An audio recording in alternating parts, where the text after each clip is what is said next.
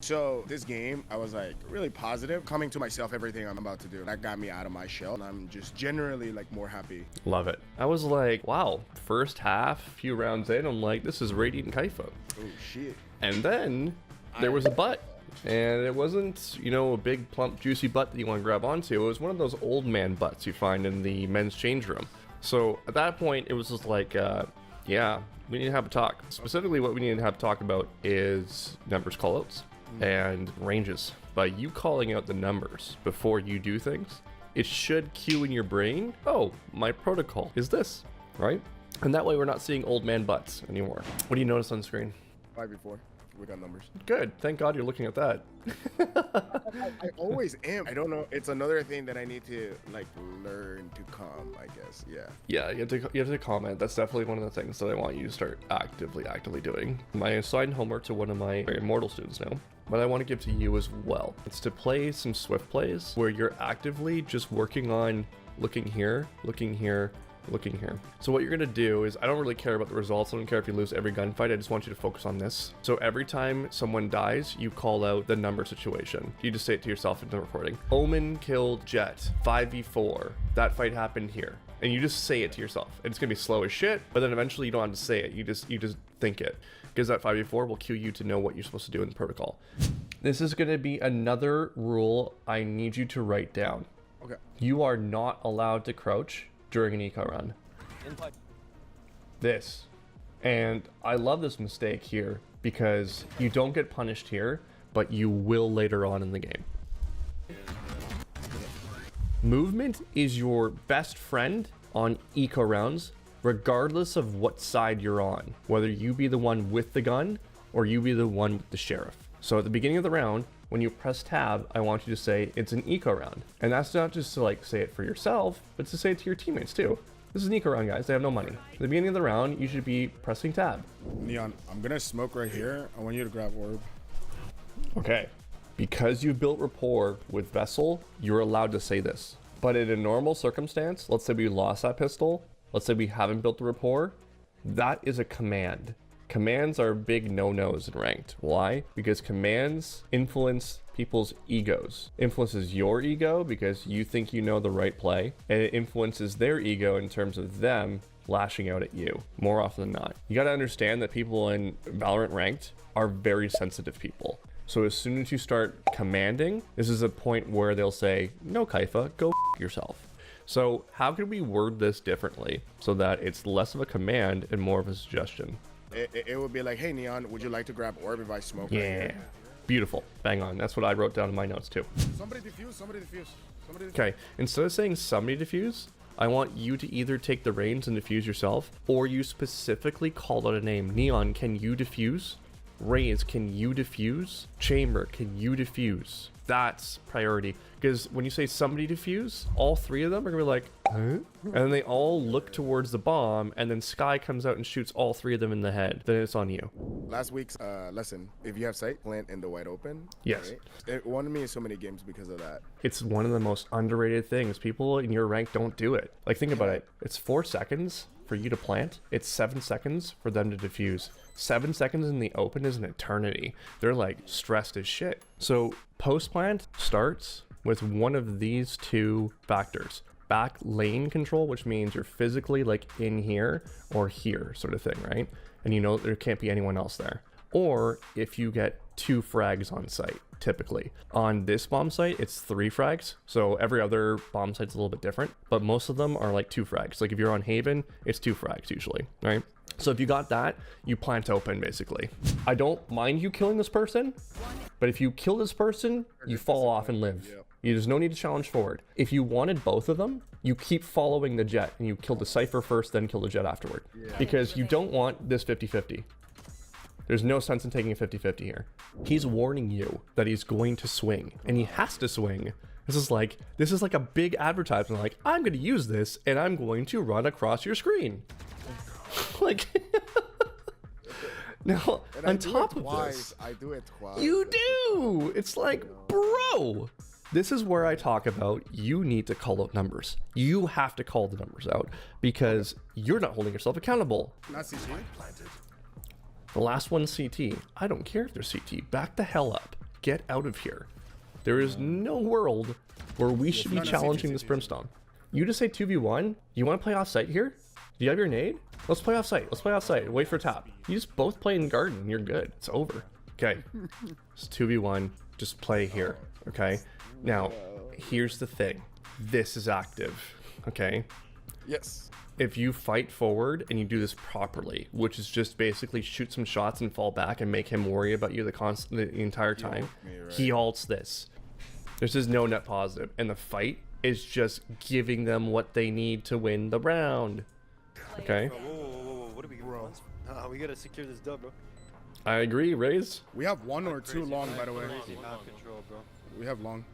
Yo, I'm pretty sure you're playing with Pedro Pascal. Like, this Raze sounds exactly like Pedro Pascal. You know who I'm talking about, right? Yeah. By the way, The Mandalorian, or the guy Oberon from Game of Thrones. This guy sounds like Pedro fucking Pascal. That's my bad. I would have got 2 if I didn't get fucking hit by this guy. Can you hear him now, man? No, I do. Oh my I was just God. so focused in the game at that point. You're literally playing with the Mandalorian. That's so cool. I would have identified that right away. I'm like, bro, are you Pedro Pascal? You sound exactly like Pedro Pascal. Yeah. I'm fucking fanboying here. Can you please sign up for Worthy's coaching? Like, Oh my God, please, I would love to coach you.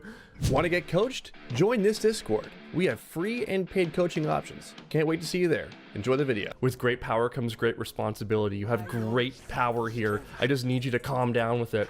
Oh, 107 Sky. Sky's 1 HP. They're about to run through TP and go back to P. It's fucking him. I'm telling you. It's him. Yep. Can you find out what his in-game name is? Like, we need to add this guy. We need to find him. Somebody find him, please. No, 114 Cypher. 114 Cypher, bro. It's painful. Yeah, and then Dominoes happens. So now we have Raze Rocket coming in, because you just created a great stage for them. Like, oh, we got to kill. Let's Raze Rocket in.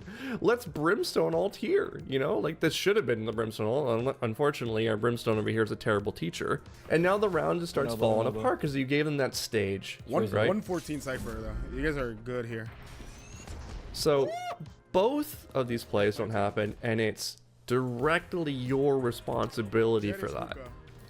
So you have to be aware of that call out. You've been so good up to this point with action comms and telling people what you're going to do and what you need them to do and all that good stuff. And then a brief moment of laziness causes this first round loss, which honestly, if you had won this round, I can't see them coming back. I can't see them not wanting to queue a surrender vote and potentially ending it right here.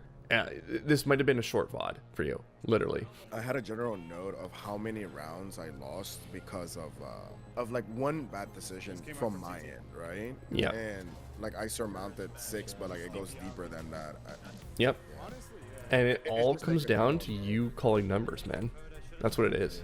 That's your one fix. So if you can start doing that in Swift play, you can even, like, your duels are not terrible. I'm not saying eliminate deathmatch completely, but if you're in your schedule, you could switch some of your deathmatches to just Swift play, call out practice. Okay. Yeah, no, yes. I would just hit the TP at this point. Hit the TP. God, dude, there's a fucking random tripwire. What's going on here? I don't know. It's just like it was such a random tripwire, like to get hit by. You know what I mean? I don't know. And I don't know. this is important to reel in on your mental side. Okay. If you remember what I was talking about early on, I said we're in a 3v5 situation, right? It's very unwinnable. In terms of percentage, what do you think your chances are of winning this round? Say like what, 15%? A little higher. We'll say 30. We'll say 30% is probably fair, okay? Because we still have a lot of time here. We can make things happen. So 30%. That means 70% chance they're going to win. When we have a 70-30 for their advantage, we should just be like completely like relaxed mental state, right? It's like, whatever, let's just see what happens. And the entire way through the round, it should always be considered 70-30 because it's never going to be a clean like 3v3 for you. Because you had to kill 2 people, your HP is probably low anyway. It was never a clean 3v3. So it's always 70-30 in their advantage. That way, when you get to like the 1v1, it was still 70-30 in your mind. That way you're never like in this stress mode at all, okay? Because what ends up happening here, I'll tell you exactly what you're thinking. Because everyone thinks this way. You get into this 1v3 and you're like, oh, my team is relying on me, depending on me to clutch this round out. And then when you go like this, you're like, oh, there's a random trip here. You go, let me defend myself. So let me explain myself so my team doesn't feel bad. You're immediately thinking, okay, I gotta make some story up here because I just lost this for my team. It's like, no. You're in a 1v3. Your chances of winning this from the 5v3 were 70% to 30%. Your 30% being your win rate. Like, don't worry about it. It's no big deal. And if anything, make a joke about this round. It's like, yo, this Cypher read me perfectly, man. Right? Just like, because 1v3, I don't know. Maybe this is the ego, but yeah, I felt it is. like I know where you're going with this. Yeah, I felt like I can do the 1v3s, and that's why I feel like it was more that than and you can. But here's the thing. There's ego and there's confidence. Confidence is ego talking at that point. Confidence is damn, this freaking Cypher read me perfectly with his trip. Ego is let me tell you about how sad my life is, and I wish I could have been so much better in this moment if this Cypher wasn't playing this random trip here, right? Yeah. So much more easier to just think like this, isn't it? And then we move on to the next round. When you watch Raze, the pathing that Raze is using is always to the advantage of their fight, right? The problem is that they don't know how to stop themselves. So it's like John Jones, but he's being reckless. So he's got the fight IQ of John Jones, he's just being stupid with it. Whereas John picks his spots. He's like, okay, now he's ready for a takedown. And he's just so good at breaking people down and knowing how to take the fight to his advantage, right?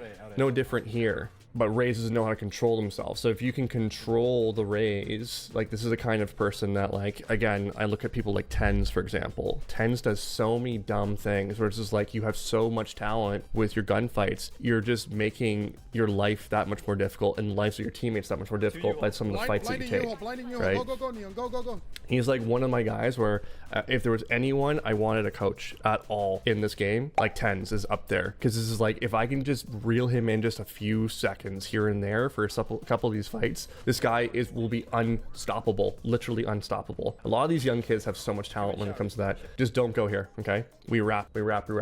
You'll see so much more success when you wrap and you fight towards showers and break that down and control it, okay? Yo, somebody watch Hookah. So he ends up acing here. Dude, you should have planted. You would have had ult here. Yeah. They took that the right way. Someone could have taken that the wrong way. Just be careful. Oh, sticking it. 6 ult orbs in 1 round. The way you could have done it is like, man, Raze, that was almost a perfect round. You could have planted the bomb too. Jeez, man. Like something like that. And then it's funny because this is like, bro, you're really gonna shit on his ace. It's like, yeah, that's all fine and good, man, but you didn't plant the bomb, so, you know, big L there, you know what I'm saying? You'll see it right away. They start like blaming things. Okay, this is called victimhood fantasizer. Everything is everyone else's fault except for them. Oh, you know, this gun doesn't shoot. Oh, you know, this person's playing like an idiot, or he's hiding in a corner. Why are you hiding in a corner? You'll hear him say that, right? So it's very important to step up in this moment and say, like, beautiful half, guys, 6-6 on defense. We're gonna absolutely run them over in the next half. And they know that. Like, we have a Raze, we have a Neon, like, we're good to go. The only thing we have to worry about is the Cypher. So it's like, all we gotta do is identify where Cypher is and hit the opposite side. They have nothing that can stop us, right? Everything that you do here is fine. It's just, I think this round was lost prior to you even getting here. So now it's like you have to miracle triple kill and stuff like that. I don't think this is a round that you save on either, because you have so much money right now. I think you have like 7,600 if I look at it properly. So the other option, my mindset here is that there's no sense in saving. I need to do as much damage as I can. So I know there's one here because I heard him run to that spot. I've seen the shots. I could challenge through there and force a 1v1. It is a stinger, or I could wrap and maybe get someone here. And this is where I was thinking that would be priority for me, because I know that I can guarantee like a longer range fight against this shittier buy, right? So that was where my mindset is. I don't blame you for doing that fight either. It's totally fine. It's just an alternative, right? Yeah. Okay, because like I'm a little jealous now, right? Like, how do I get to a point where more time. Just keep doing what you're doing. You're on the right path. We talked about it earlier on where it's like percentages, right? What's the likelihood of me being successful here? If you choose the more successful path, you'll turn into Raze. That's it, right? Okay. I'm gonna say something to you that I want you to cherish for the rest of your life. And it's not something I'm gonna say very often. So really take this one in. Okay. This fight was pretty good.